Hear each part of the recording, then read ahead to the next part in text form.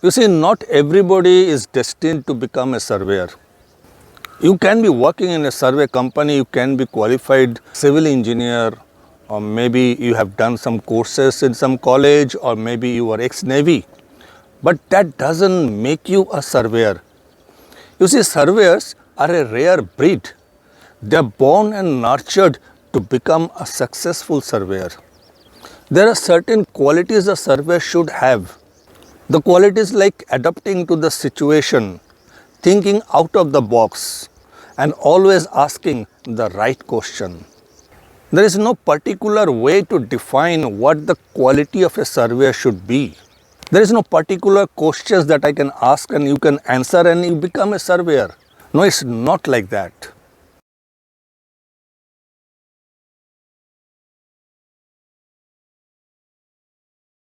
You see, I have been answering all your queries and giving you answers and solutions to all the problems relating to surveying in my previous videos. So today do one thing, let me ask you certain questions and see how you can fare.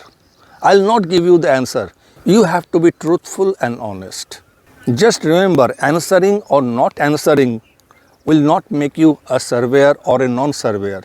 This is just an indicative whether you can be a surveyor or may not be a surveyor.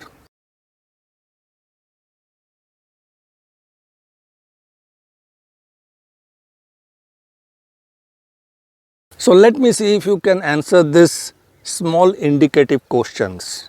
Number 1. How the height of the hill station and the railway station are measured from the MSL.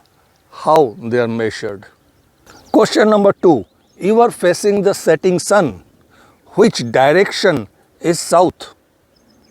Question number 3. You are standing 50 meters away from the building and the angle to the top of the building is 45 degree. What is the height of the building? Question number 4. What is a Pythagoras theorem? Question number 5. During a bathymetry survey of about 5 meters of water depth, you erroneously set the sound velocity as 1500 meter. Later, you found the sound velocity was actually 1530 meter. So, how much difference will it make? Question number 6. What is true north and grid north? Question number 7. What is an azimuth and what is grid bearing? Question number 8. What is the difference between heading and COG? Question number 9. What is latitude and longitude? And lastly, question number 10.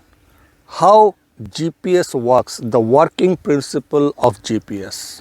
If you have been following my channel for the past couple of years, then you will get all the answers here and much more.